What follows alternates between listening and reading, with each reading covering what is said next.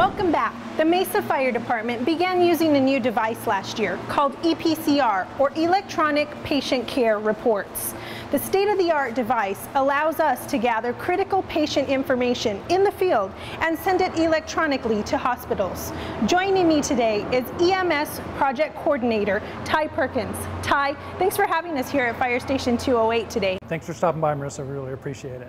Ty, why was it so important for our department to change from the paper system to this electronic tablet device that sends information electronically? There's really a lot of reasons. One good one, everybody's going green and everything, so we decided to reduce our printing bill, which we used a ton of paper before. Now if we mess up on a form, we can just redo it again. The other reason is you can read them, they're legible, the hospitals get them right away, and it's just overall better patient care for our folks out there. We just recently got this, right? Yeah, we just went live in October after an extensive testing program. We went through 9 different vendors to get the one that we wanted. This has been a huge change on the EMS division and the whole fire department in general. I've been on 27 years, and this is the biggest single change we've seen in EMS since I've started. And why did we pick this particular one? This, to me, is one of the most user-friendly. It wasn't just my decision. We had 8 or 9 people on this where we decided it was from the IT section in the background of it, how it was serviceable with the computer guys, with the guys out in the field.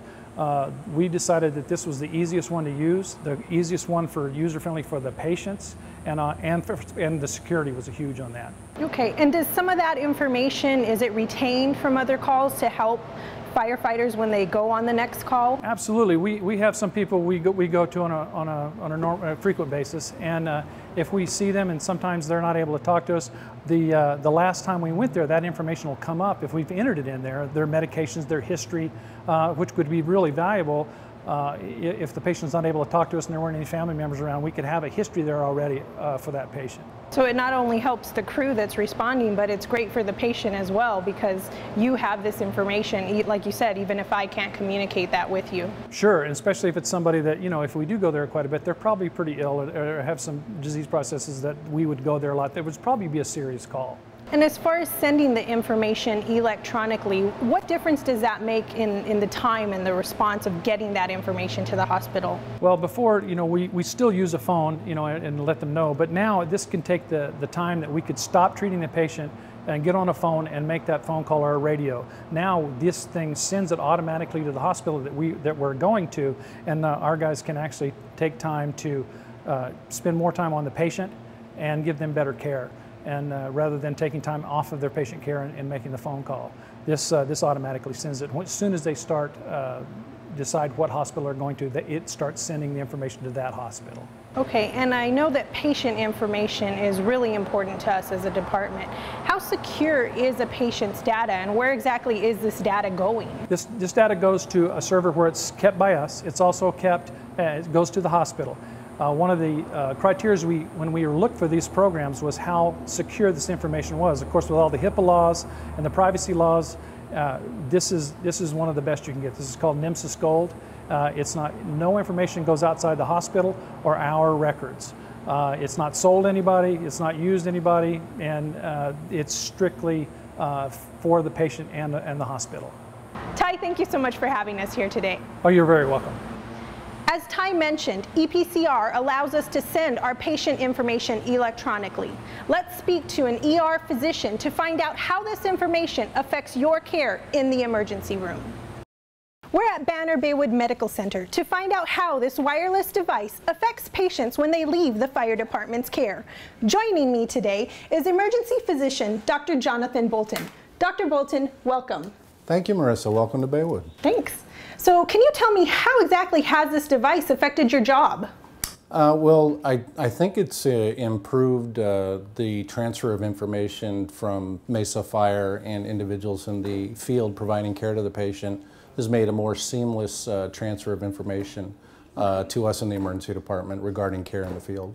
And how does this improve the care for the patient? Well, I think anytime you can improve the transfer of information, care and quality will be affected in a positive way. Okay, and before the implementation of EPCR, I know that the fire EMS forms were handwritten and the hospital just received a carbon copy. So you think that has streamlined the process of information flow? I do. Oftentimes the challenge in emergency medicine, and especially a busy emergency department like Baywood, the transfer of information and clarity of information can be a problem. Written forms depends on the individual's handwriting. And sometimes if you were not the individual taking direct report and had picked that patient up secondarily, there would be difficulties in understanding what was written. I've also heard that the carbon copies, because it was a carbon copy, was extremely hard to read. Correct. That's very correct. So with the electronic transfer of information now, everything is very clearly written, and it's very easy to follow the course of care that was provided in the field. Okay. Does that also help as far as time of the transition? Instead of handing over a form, can this information be sent quicker? Absolutely. I think the turnaround times for the units when they arrive here at the emergency department are improved, because they don't have to take the time to write out the forms, which typically would take, 10 minutes or more. Dr. Bolton, thank you so much for joining us today. Thank you, Marissa.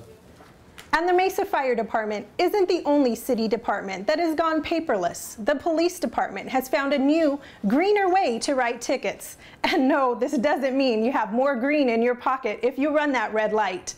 Let's talk to an officer to see how these changes affect you.